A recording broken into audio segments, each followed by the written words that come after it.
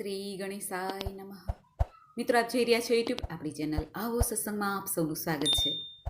મિત્રો, આજે આ વિડીયોમાં આપણે સાંભળવાના છીએ અક્ષય તૃતીયા અર્થાત વૈશાખ માસના શુક્લ પક્ષની ત્રીજની તિથિ, જે અક્ષય ફળ આપનારી છે. વણજોયું મુહૂર્ત છે, અબૂજ મુહૂર્ત કહેવાય છે. જે વર્ષમાં 3 થી 4 દિવસો એવા આવે છે જેમાં આપણે કોઈ ચોઘડિયા કે મુહૂર્ત જોવું પડતું નથી. આખો દિવસ તે શુભ ને મંગલકારી પરિણામ આપનાર તિથિ હોય છે. આ અક્ષય તૃતીયાનું શું મહત્વ છે તથા આ દિવસે શું કરવું શું ન કરવું તે પણ જાણીશું. કથા મહિમા પણ. જો આપને આ વિડીયો પસંદ આવે તો લાઈક કરજો, શેર કરજો. આપ આ ચેનલ પહેલી વખત જોઈ રહ્યા છો તો સબસ્ક્રાઈબ કરી લેજો, જેથી આવનાર નવા વિડીયોની માહિતી આપ સુધી તુરંત પહોંચી શકે. ધન્યવાદ. ઓમ શ્રી મહાલક્ષ્મી ચ વિદ્મહે વિષ્ણુપત્ની ચ ધીમહિ તન્નો લક્ષ્મી પ્રચોદયાત. બોલો લક્ષ્મી નારાયણ દેવની જય. મિત્રો, વૈશાખ માસની શુક્લ પક્ષની ત્રીજની તિથિ એટલે અક્ષય તૃતીયા માતા મહાલક્ષ્મીને સમર્પિત છે. આ દિવસ શુભ કાર્ય માટે ઉત્તમ મનાય છે. કોઈ પણ ખરીદી કરવી હોય, આપણે સોના ચાંદી, હીરા મોતી, પ્રોપર્ટી તથા કોઈ પણ ઘર વખરી આપણે ઘરમાં જે ઉપયોગમાં આવે છે તે સાધનોની ખરીદી કરવી હોય તો પણ ઉત્તમ દિવસ મનાય છે. આ દિવસે વિશેષ લાભની પ્રાપ્તિ થાય છે. જે પણ આપણે ખરીદી કરીએ તેમાં 1000 ગણો લાભ પ્રાપ્ત થાય છે. માતા મહાલક્ષ્મીની પણ કૃપા પ્રાપ્ત થાય છે. ઘર પરિવારમાં સુખ સમૃદ્ધિ રહે છે. અક્ષય તૃતીયાના દિવસે પૌરાણિક ઘટનાઓ પણ અમુક ઘટેલી છે. માટે આ તિથિ અબૂજ મુહૂર્ત એટલે કે વણજોયું મુહૂર્ત તરીકે ઓળખાય છે. અક્ષય તૃતીયાના દિવસે ધાર્મિક મહત્વ પણ ઘણું છે.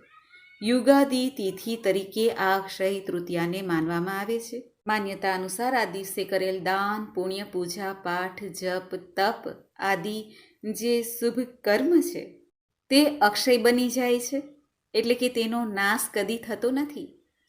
અને આજે એવી તિથિ છે કે જો આ બધા શુભ કાર્ય કરીએ તો આપણા પાપોનો પણ સંપૂર્ણપણે નાશ થાય છે.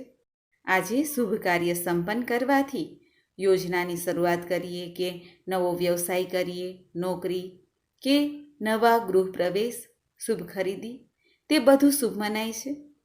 અક્ષય તૃતીયાના દિવસે ખાસ કરીને ગૃહ પ્રવેશ, સોના ચાંદી, આભૂષણ ખરીદી, ઘર, ભૂખંડ કે વાહન આદિની ખરીદી શુભ મનાય છે. જો કે આપણે બધા આ બધું ખરીદી ના શકીએ અથવા આપણી પાસે હોય તો બીજું ન ખરીદી કરી શકીએ, તો શું ખરીદી કરવી તે પણ આપણે આગળ જાણીશું. હિન્દુ પંચાંગ અનુસાર વર્ષની અક્ષય તૃતીયાની જે તિથિ છે, જે વૈશાખ માસના શુક્લ પક્ષની તૃતીયાની તિથિ મનાય છે, તેનું શાસ્ત્રમાં પણ ઘણું મહત્વ છે. આ દિવસે સૂર્ય પોતાની ઉચ્ચ રાશિ મેષ રાશિમાં સ્થિત હોય છે અને ચંદ્રમા પણ વૃષભ રાશિમાં હોય છે. માનવામાં આવે છે કે સૂર્ય અને ચંદ્રની જે સારી સ્થિતિ હોય છે ત્યારે પ્રકૃતિમાં પણ શુભ ફળની પ્રાપ્તિ થાય છે. આપણું મન પ્રફુલ્લિત રહે છે. અક્ષય તૃતીયાના દિવસે ગ્રહમાન શુભ પરિણામ આપે છે, એટલા માટે પણ શુભ દિવસ મનાય છે. અક્ષય તૃતીયાના દિવસે ભગવાન વિષ્ણુજીના પરશુરામ અવતારની પૂજા થાય છે. જે પરશુરામ 7 ચિરંજીવીઓમાંના એક મનાય છે. આજે પણ તેઓ જીવિત છે. ભગવાન પરશુરામની પૂજા કરવાથી જીવનમાં શક્તિનો સંચાર થાય છે. અક્ષય તૃતીયાના દિવસે સતયુગ અને ત્રેતા યુગનો આરંભ થયો હતો. આ દિવસે ભગવાન વિષ્ણુના જ નર નારાયણ રૂપ અને ભગવાન નારાયણના હયગ્રીવ અવતારની પૂજા થાય છે. તેમનો પણ જન્મદિવસ મનાવાય છે. આ દિવસે બ્રહ્માજીના પુત્ર અક્ષય કુમારનો આવિર્ભાવ પણ થયો હતો. અક્ષય તૃતીયાના દિવસે વેદ વ્યાસજી અને ભગવાન શ્રી ગણેશજીએ મહાભારત ગ્રંથનું લેખન કર્યું હતું, પ્રારંભ કર્યો હતો.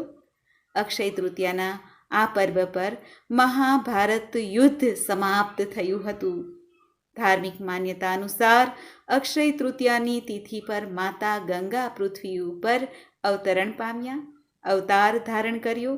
ભગવાન મહાદેવની જટામાંથી તેઓ પાપ નાશ કરવા માટે આ ધરતીના જે જીવો છે તેનો ઉદ્ધાર કરવા માટે પ્રગટ થયા હતા પૃથ્વી લોક ઉપર. તે આ શુભ દિવસ છે. આ જ તિથિ ઉપર બદ્રીનાથ ધામના કપાટ ખોલવામાં આવે છે. આજથી જ બદ્રીનાથ ભગવાન સર્વે ભક્તોને દર્શન દેશે 6 માસ સુધી. અક્ષય તૃતીયાના દિવસે વૃંદાવનમાં શ્રી બાંકે બિહારીજી મંદિર સંપૂર્ણ વર્ષમાં કેવલ એક જ દિવસ એક વાર તેમના ચરણોના દર્શન થાય છે. માટે આ અક્ષય તૃતીયાનો દિવસ ત્યારે વૃંદાવનમાં પણ ધામે ધૂમેથી ઉજવાય છે. ઓડિશામાં પુરીમાં રથયાત્રા માટે રથોનું નિર્માણનું કાર્ય છે તે આરંભ થાય છે. તે અષાઢી બીજે જે આપણે રથના દર્શન કરીએ છીએ તે રથનું કાર્ય આજે આરંભ થશે. તે ધીમે ધીમે ચાલતું અષાઢ માસમાં પૂર્ણ થઈ જશે. અક્ષય તૃતીયાના દિવસે સવારે વહેલા ઉઠીને સ્નાનાદિથી પરવારીને ગંગા જળ મેળવેલ જળથી સ્નાન કરીને ઘરમાં સાફ સફાઈ કરીને ગંગાજળનો છંટકાવ કરીને ભગવાન લક્ષ્મી નારાયણ દેવની પ્રતિમા કે મૂર્તિ ફોટો હોય તેને અક્ષત ચઢાવીને પૂજન થાય છે. અક્ષત અર્થાત જે ચોખા છે તે આખા હોવા જોઈએ, તૂટેલા ન હોવા જોઈએ. માટે તેને અક્ષત કે જેનો ક્ષય નથી થયો, કપાયા નથી, તે આખા ચોખાને અક્ષત કહેવાય છે. તેનાથી પૂજા થાય છે. ત્યારબાદ ભગવાનને શ્વેત કમળ પુષ્પ ચડાવાય છે. શ્વેત ગુલાબનું પુષ્પ પણ ચડાવી શકાય છે. ધૂપ, દીપ, નૈવેદ્ય, ચંદન આદિથી પ્રભુનું પૂજન થાય છે. નૈવેદ્યમાં ચણાની દાળ જે પલાળેલી હોય છે તે ધરાય છે, ખીર છે અને જે સિઝનના ફલ ફલાદી છે તે ભોગ સમર્પિત કરાય છે. તુલસી દલ અર્પિત કરાય છે. બ્રાહ્મણોને ભોજન કરાવી શકાય છે. જરૂરિયાતમંદને દાન દક્ષિણા તથા અન્નદાન, વસ્ત્રદાન, જલદાન આદિથી આપણામાં જેટલી સંપન્નતા હોય એ રીતે દાન પુણ્ય કરવું. અક્ષય તૃતીયાના દિવસે ભૂલથી પણ આ કાર્ય ન કરવું જોઈએ. તે કયું છે? અક્ષય તૃતીયાના દિવસે મુખ્ય રૂપથી ધનની દેવી માતા મહાલક્ષ્મીની પૂજા થાય છે, જે લાભકારી મનાય છે. માટે સાંજના સમયે ખાસ કરીને અમુક કાર્ય ન કરવા. સાંજે માતા મહાલક્ષ્મીનું આગમન ઘરમાં થાય છે. સાંજે સૂર્યાસ્ત સમયે કે સૂર્યાસ્ત સમયની આસપાસ ઘરમાં સાવરણી ફેરવવી ન જોઈએ, ઝાડુ લગાવવું ન જોઈએ. તથા આ દિવસે સ્વચ્છતા જાળવવી રાખવી જોઈએ. ઘરમાં ભૂલથી પણ ગંદકી કે કૂડો કચરો ઘરમાં ફેલાયેલો ન રહેવો જોઈએ. અક્ષય તૃતીયાના દિવસે મહિલાઓ બુઝુર્ગોનું અપમાન ન કરવું જોઈએ. દ્વાર ઉપર કોઈ જરૂરિયાતમંદ આવે તો તેને ભૂખ્યા કે તરસ્યા પાછા ન મોકલવા જોઈએ. ફૂલ નહીં તો ફૂલની પાંખડીના રૂપમાં કંઈ આપવું જોઈએ ક્ષમતા અનુસાર. અક્ષય તૃતીયાના દિવસે ઘરમાં માતા મહાલક્ષ્મીનું આગમન થાય છે. માટે જે આપણા મેઇન દરવાજાનો ઉમરો છે ત્યાં મુખ્ય દરવાજા પર દીપ પ્રગટાવવો જોઈએ. આંબાના છે, આસોપાલવના છે, તોરણ લગાવવા જોઈએ. આમ કરવાથી માતા મહાલક્ષ્મી નારાજ નથી થતા, પરંતુ માતા પ્રસન્ન થાય છે. આ વસ્તુનું ધ્યાન રાખવું જોઈએ. આ તિથિને અખા ત્રીજ પણ કહેવાય છે. અખા એટલે કે આપણે જે ચૈત્ર માસમાં ઓખા હરણ સાંભળ્યું તે ઓખા હરણને આ અક્ષય તૃતીયાના દિવસે ખરેખર અનિરુદ્ધ સાથે વિવાહ થયો હતો. તે આ તિથિ છે, માટે તેને અખા ત્રીજ પણ કહેવાય છે. અક્ષય તૃતીયાના દિવસે શું દાન કરવું જોઈએ તે પણ જાણી લઈએ. આ અક્ષય તૃતીયાના દિવસે ચોખા, નમક, ઘી, ખાંડ, લીલી શાકભાજી છે, ફલ છે, એલચી છે, વસ્ત્ર છે, છત્રી છે, ચપ્પલ છે તે દાન કરવું શુભ મનાય છે. આ અક્ષય તૃતીયાની તિથિના દિવસે કોઈ પણ નવું કાર્ય, શુભ કાર્ય આરંભ કરી શકાય છે. જેમાં ખરીદારી કરી શકાય છે, લે વેચ કરી શકાય છે, વિવાહ આદિનું મુહૂર્ત કરી શકાય છે અથવા તો વિવાહ પણ થઈ શકે છે. આ અક્ષય તૃતીયા એ સ્વયંભૂ મુહૂર્ત છે. તેમાં કોઈ ચોઘડિયા જોવાની આવશ્યકતા રહેતી નથી. આ દિવસે જે કાંઈ ખરીદી કરવામાં આવે, જે કર્મ કરવામાં આવે તેમાં વૃદ્ધિ થાય છે. એટલા માટે શાસ્ત્રકારોએ આ દિવસે પુણ્ય અર્જિત કરવાનો શ્રેષ્ઠ દિવસ બતાવ્યો છે. કોઈ પણ શુભ કાર્ય કરીએ તે અનેક ગણું ફળ પ્રાપ્ત કરાવીને જાય છે. એટલા માટે ઘણા લોકો સોનું ખરીદે છે, જમીન ખરીદે છે, વાહન ખરીદે છે કે જેથી એમાં વૃદ્ધિ થતી રહે. આજે રૂની ખરીદી કરો, જેનાથી ધન સંપત્તિનું આગમન થશે. સિંધવ નમક ખરીદવાથી પણ આજે લક્ષ્મીજીનું આગમન ઘરમાં થશે. આ ઉપરાંત માટીનો ઘડો જે સોના બરાબર છે તેની ખરીદી પણ કરી શકાય છે. પીળી સરસો કે જેમાં લક્ષ્મીજીનો વાસ મનાય છે તે ખરીદી શકાય છે. અને પીળી કોડી કે જે લક્ષ્મીજીને અત્યંત પ્રિય છે, જ્યાં આ બધી વસ્તુઓનો વાસ રહે છે ત્યાં માતા મહાલક્ષ્મી દોડીને આવે છે. અનંત ફળ આપનારી આ અક્ષય તૃતીયાના મહત્વ વિશે પણ આપણે જાણી લઈએ. યુધિષ્ઠિરના પૂછવાથી ભગવાન શ્રી કૃષ્ણએ યુધિષ્ઠિરને બતાવ્યું હતું, કહ્યું હતું કે આ દિવસે રચનાત્મક કે સાંસારિક કાર્ય કરવા જોઈએ, એનાથી પુણ્ય પ્રાપ્ત થાય છે. જે દિવસ કે જે તિથિ સ્વયં સિદ્ધ મુહૂર્ત માનવામાં આવે છે. કહેવાય છે કે આ અક્ષય તૃતીયાના દિવસે જ કુબેર ભગવાનને તેનો ખજાનો પ્રાપ્ત થયો હતો. એટલે જ કુબેર ભગવાનનો ખજાનો ક્યારેય પૂરો એટલે કે ખત્મ થતો નથી. સુદામા ભગવાન શ્રી કૃષ્ણને મળવા માટે પણ આ જ દિવસે ગયા હતા તાંબુલ લઈને, અને પ્રભુએ સુદામાજીના સર્વે પાપોને બાળી નાખ્યા અને અક્ષય ફળની પ્રાપ્તિ કરાવી હતી. આ જ દિવસે શંકરાચાર્યએ કનકધારા સ્તોત્રની રચના કરી હતી. ભગવાન આદિનાથ ઋષભદેવજીએ 13 મહિનાનો કઠણ ઉપવાસના પારણા આજના દિવસે કર્યા હતા. શેરડીના રસથી, ઇક્ષુ રસથી, એટલે આ દિવસને ઇક્ષુ તૃતીયા પણ કહેવાય છે. આ અક્ષય તૃતીયાના દિવસે આપણે ખરીદી કરીએ છીએ, દાન પુણ્ય કરીએ છીએ, ઈશ્વર ધ્યાન કરીએ છીએ, સ્વાધ્યાય કરીએ, હોમ હવન કરીએ તો ઉત્તમ મનાય છે. પરંતુ આપણા પિતૃ માટે પણ કંઈક કરવું જોઈએ. પિતૃ તર્પણ આદિ કરવું જોઈએ. પિતૃ નિમિત્તે પણ દાન પુણ્ય કરવું જોઈએ, જે અક્ષય ફળ આપનારું છે. પિતૃદેવતાની પ્રસન્નતા પ્રાપ્ત થાય છે, વંશમાં વૃદ્ધિ થાય છે. દેવલોક ગમન કરનાર પિતૃદેવતા પોતાના વંશને શુભ આશીર્વાદ દેતા જાય છે. અક્ષય તૃતીયાના પાવન દિવસે પિંડદાન કરવાથી પિતરોને મોક્ષ પ્રાપ્ત થાય છે. આ અક્ષય તૃતીયાના દિવસે મહિલાઓ પોતાના પરિવારની સમૃદ્ધિ માટે વ્રત પણ રાખી શકે છે. અક્ષય તૃતીયામાં ઉપવાસ કરી શકાય છે અથવા સાંજે એક ટાઈમ ભોજન, સાત્વિક ભોજન લઈ શકાય છે. અક્ષય તૃતીયાના દિવસે લક્ષ્મી નારાયણનું પૂજન કરવાથી મનોવાંછિત ફળની પ્રાપ્તિ થાય છે. અક્ષય તૃતીયાના દિવસે ભગવાન મહાદેવને ચંદન અર્પિત કરવાથી સુખ સમૃદ્ધિ આવે છે. તો અક્ષય તૃતીયાના દિવસે અશુભ કાર્ય કે કોઈની નિંદા કુથલી ના કરવી, કોઈનું ખરાબ ન કરવું, બોલવું નહીં. અને આ દિવસે લસણ ડુંગળીનો પણ ત્યાગ થાય તો કરવું. પછી માંસ મદિરા આદિનો તો ત્યાગ અવશ્ય કરવો, કારણ કે જે આપણે કરશું તે અક્ષય થઈ જશે. એટલા માટે આજના દિવસે અશુભ વસ્તુનો ત્યાગ કરવો જોઈએ. અક્ષય તૃતીયાના દિવસે સ્નાન કર્યા વગર તુલસી પત્ર ન તોડવા જોઈએ. માતા લક્ષ્મી રૂષ્ટ થઈ જાય છે. આગલા દિવસે સૂર્યાસ્ત પહેલાં તુલસી પત્ર તોડીને જલમાં રાખી દેવા જોઈએ, જેથી તાજા રહે. અને અક્ષય તૃતીયાના દિવસે ભગવાન શ્રી નારાયણના શ્રી ચરણોમાં ધરવા જોઈએ. અક્ષય તૃતીયાના દિવસે ભવનનું નિર્માણ એટલે કે મકાનનું નિર્માણ કરવું ન જોઈએ, શરૂઆત ન કરવી જોઈએ, પરંતુ બનાવેલું તૈયાર મકાનની ખરીદી અવશ્ય કરી શકાય છે. અક્ષય તૃતીયાના દિવસે ઘરમાં બિલકુલ ગંદકી ન રાખવી જોઈએ, ઘરને ચોખ્ખું રાખવું જોઈએ, જેથી માતા મહાલક્ષ્મીની કૃપા સદૈવ રહે, બરકત રહે. કારણ કે જ્યાં ચોખાઈ છે, જ્યાં સ્વચ્છતા છે, ત્યાં ઈશ્વરનો વાસ મનાય છે. અક્ષય તૃતીયાના દિવસે ભૂલથી પણ ઘરને ખાલી ન રાખવું જોઈએ, એટલે કે તાળું મારીને બધાએ બહાર જવું ન જોઈએ. ઘરમાં પ્રકાશ રહેવો જોઈએ. સવાર સાંજ દીપક પ્રગટાવવો જોઈએ, જેથી ઘરમાં બરકત રહે, માતા મહાલક્ષ્મીનું આગમન રહે. અક્ષય તૃતીયાના દિવસે ગૃહ કલેશ ન થવો જોઈએ. ઘરમાં ઝઘડો આદિ ન કરવો જોઈએ, અશુભ મનાય છે. મિત્રો, આમ અક્ષય તૃતીયાનું ઘણું મહત્વ છે. અક્ષય તૃતીયાની તિથિ જ્યારે પ્રારંભ થાય છે ત્યારે પ્રદોષ કાળમાં પરશુરામ ભગવાનનો જન્મ થયો હોવાથી આજે પરશુરામ ભગવાનનો જન્મોત્સવ મનાવાશે.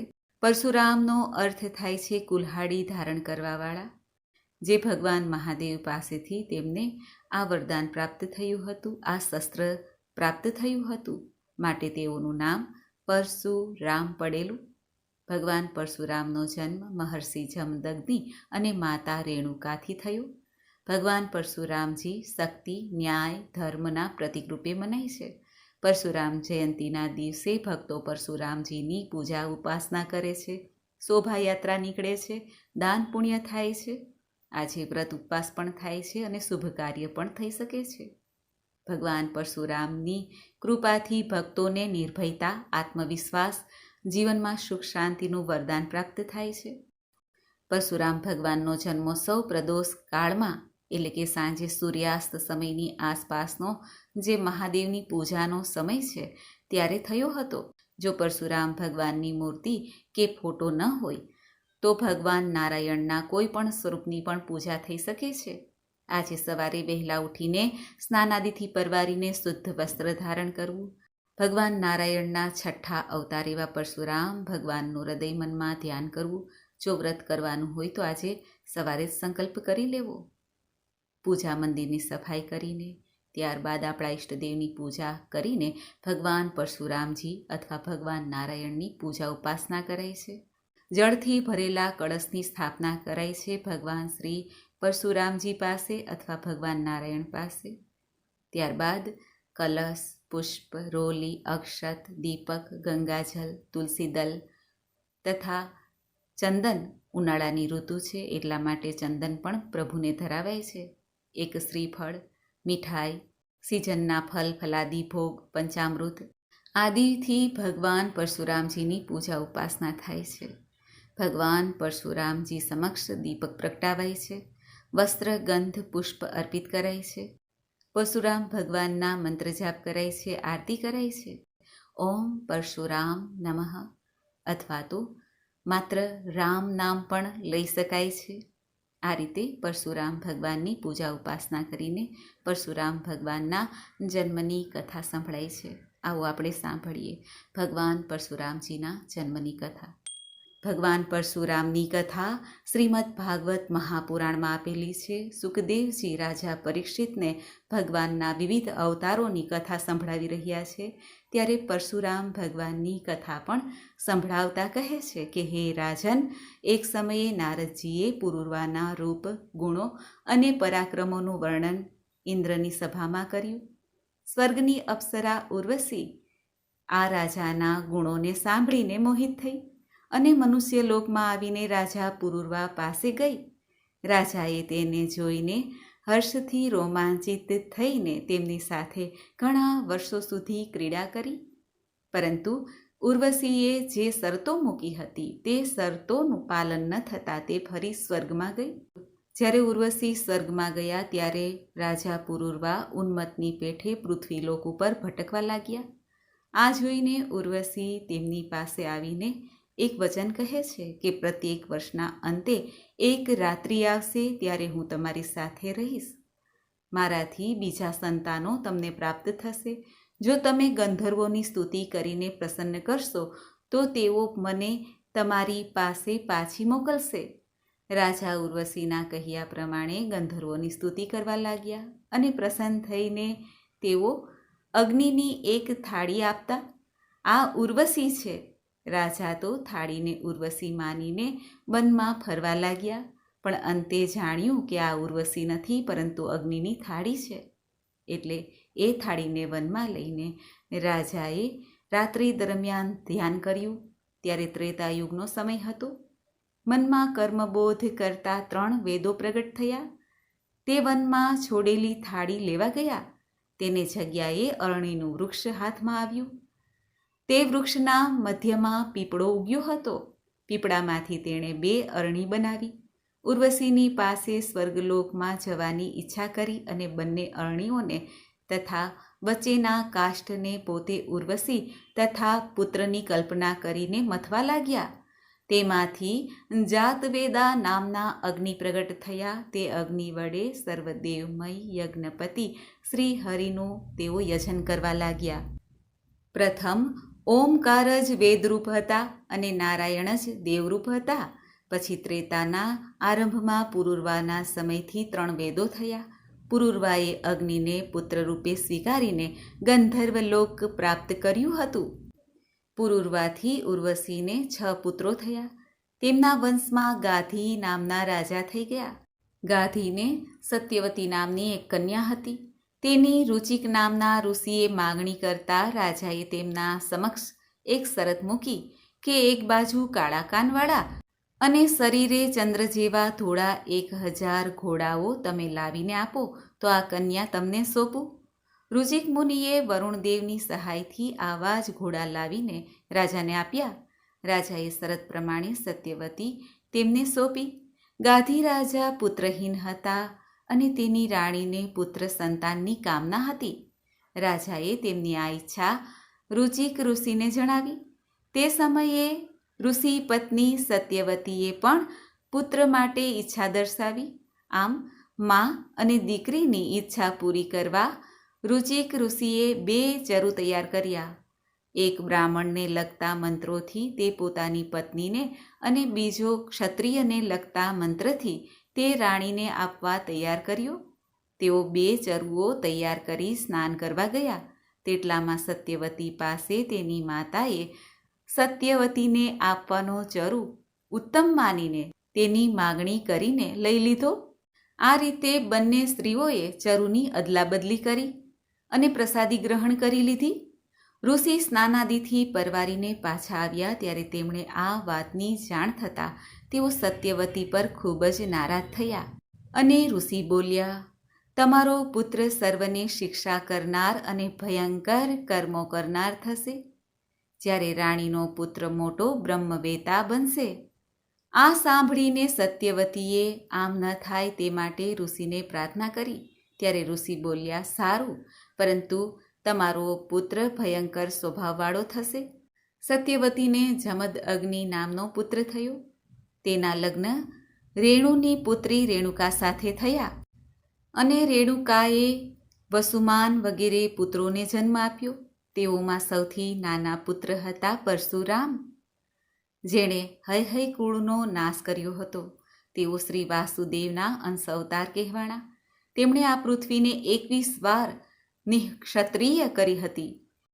આ સાંભળીને સુખદેવજીને રાજા પરીક્ષિત પૂછે છે કે હે મહારાજ, ક્ષત્રિયોએ ભગવાન પરશુરામનો એવો કયો અપરાધ કર્યો હતો કે તેમના કુળનો વારંવાર નાશ થતો રહ્યો? ત્યારે સુખદેવજી પરીક્ષિત રાજાને કહે છે, હે રાજન, હૈહય કુળના ક્ષત્રિયોમાં અર્જુન નામે એક રાજા હતા. તેણે ભગવાન દત્તાત્રેયની સેવા અને સ્તુતિ કરી તેમને પ્રસન્ન કર્યા હતા. તેમની પાસેથી 1000 હસ્ત બાહુઓ મેળવીને અજીત થયા. તેણે યોગ અને સિદ્ધિઓવાળું ઐશ્વર્ય પ્રાપ્ત કર્યું, અહંકારી બન્યા. તેણે વરદાનમાં 1000 હાથ મેળવ્યા હતા, એટલે તેઓ સહસ્ત્રાર્જુન કહેવાણા. એકવાર તેઓ નર્મદા નદીમાં જળક્રીડા કરતા પોતાના બાહુઓ ફેલાવીને જળ પ્રવાહને અટકાવી દીધેલો. તે સમયે લંકાપતિ રાવણ દેવ પૂજા કરતા હતા. સહસ્ત્રાર્જુને રોકેલું નદીનું આ જળ ઉપરવાસમાં ફેલાતા રાવણ ગુસ્સે થયા. તે બંને વચ્ચે યુદ્ધ થતાં રાવણ હાર્યા હતા. સહસ્ત્રાર્જુને તેને કેદ કરીને મહિસ્મતી નગરીમાં થોડો સમય રાખીને પછી અપમાન કરીને કાઢી મૂક્યા હતા. આ સહસ્ત્રાર્જુન એકવાર દેવયોગે જમદગ્નિ ઋષિના આશ્રમે આવી ચડતા આ ઋષિએ કામધેનુના પ્રભાવથી તે રાજાને યોગ્ય સત્કાર કર્યો. તેનો સત્કાર રાજાના ઐશ્વર્ય કરતાં પણ ચડિયાતો જોઈને જમદગ્નિની તે કામધેનુ ગાયને લેવાની ઈચ્છા કરી. જ્યારે ઋષિ માન્યા નહીં ત્યારે રાજાએ સૈનિકોને આજ્ઞા કરી તે કામધેનુ ગાયને વાછરડા સહિત બળજબરીથી લઈને મહિસ્મતી નગરી તરફ રવાના થઈ ગયા. એટલામાં પરશુરામ આશ્રમમાં આવ્યા. તેમણે સહસ્ત્રાર્જુનની દુષ્ટતા સાંભળીને કંપી ઉઠ્યા. તેઓ તરત જ ફરસી, ભાથો, ઢાલ અને ધનુષ્ય લઈને સહસ્ત્રાર્જુનની પાછળ ઘસી ગયા. સહસ્ત્રાર્જુને પરશુરામને આવતા જોઈને પોતાના સૈન્યને તેમની સાથે મોકલ્યું.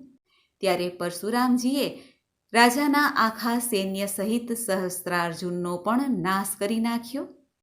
સહસ્ત્રાર્જુન મરાતા તેમના 10,000 પુત્રો ભયથી નાસી ગયા. પરશુરામજી કામધેનુને લઈને આશ્રમમાં આવીને પિતાને સર્વ હકીકત જણાવી.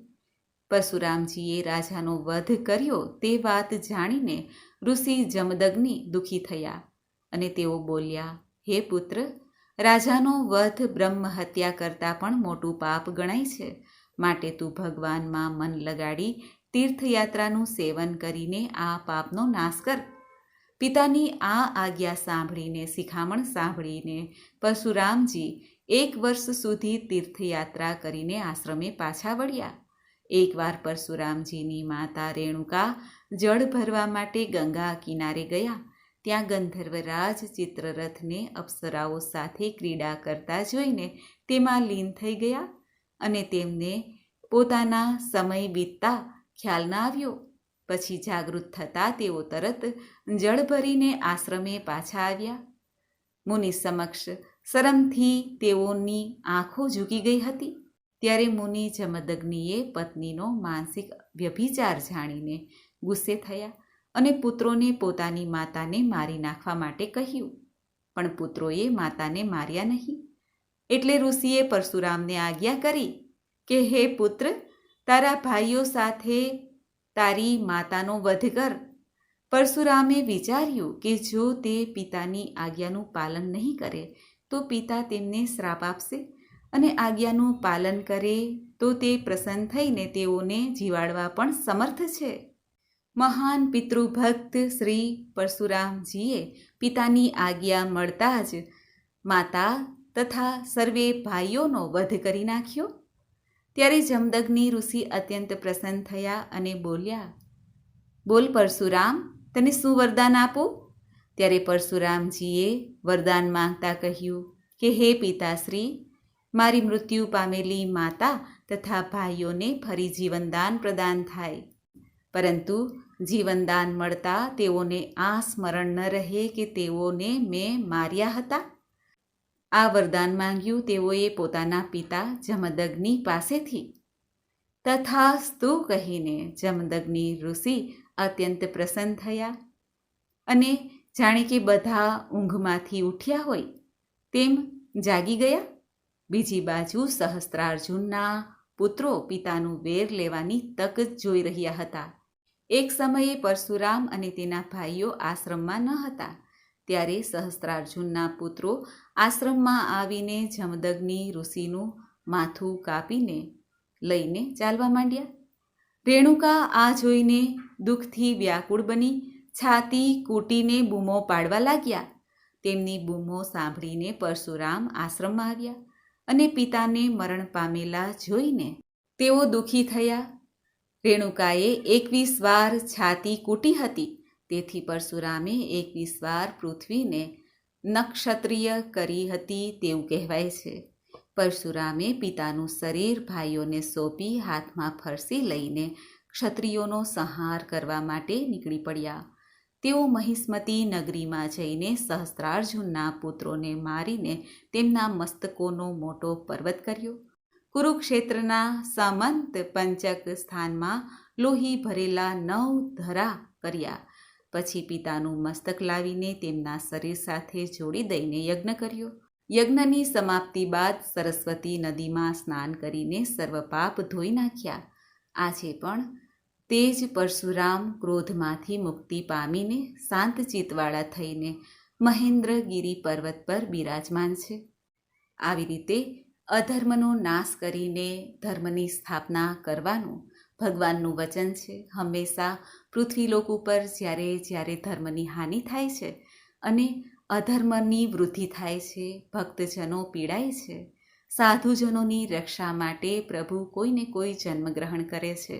એ જ રીતે શ્રી પરશુરામ ભગવાન આ ધરતીલોક ઉપર આવ્યા અને અધર્મીનો નાશ કર્યો, ધર્મની સ્થાપના કરી. આજે પણ પરશુરામ ભગવાન જીવંત છે.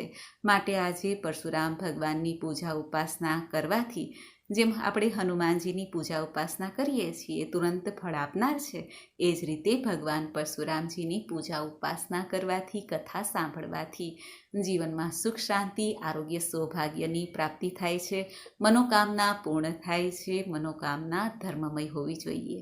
મિત્રો, મને આશા છે કે આપને આ વિડીયો જરૂર પસંદ આવ્યો હશે. આજે ભગવાન પરશુરામજીની આ કથા સાંભળવાથી જીવનમાં યશ, કીર્તિ, ધન, વૈભવની પ્રાપ્તિ થાય છે, ભુક્તિ અને અંતમાં મુક્તિની પ્રાપ્તિ થાય છે. જે કોઈ વ્યક્તિને શત્રુ પરેશાન કરતા હોય અથવા તો જીવનમાં સિદ્ધિની પ્રાપ્તિ થતી ન હોય ત્યારે ભગવાન પરશુરામજીની પૂજા ઉપાસના કરીને 21, 51 કે 108 વાર આ મંત્રનો જપ કરવાથી બાધાઓ, વિઘ્નો, શત્રુભય દૂર થાય છે. તે મંત્ર છે ઓમ રામ રામ ઓમ રામ રામ પરશુ હસ્તાય નમઃ. 7 ચિરંજીવીઓ છે જેઓ આજે પણ ધરતીલોક ઉપર વાસ કરે છે. તેમાં છે ભગવાન શ્રી હનુમાનજી, પરશુરામજી, અસુરરાજ બલિ, વિભીષણજી, અશ્વસ્થામા, મહર્ષિ વ્યાસ અને કૃપાચાર્ય. આ 7 ચિરંજીવીઓ વરદાન અથવા તો શ્રાપના કારણે નિયમમાં બંધાયેલા રહીને આજે પણ આ મૃત્યુલોક ઉપર જીવિત છે. યોગની અષ્ટસિદ્ધિને કારણે તેઓ ચિરંજીવી દેવ પુરુષોમાં દિવ્ય શક્તિ પ્રાપ્ત કરી ચૂકેલા છે. આ 7 ચિરંજીવીઓમાં શ્રી પરશુરામજી કે જેઓ ભગવાન શ્રી નારાયણના 6ઠ્ઠા અવતાર મનાય છે. બોલો પરશુરામ ભગવાનની જય. મિત્રો, મને સાંભળવા માટે ધન્યવાદ. આપ સૌને મારા જય શ્રી કૃષ્ણ.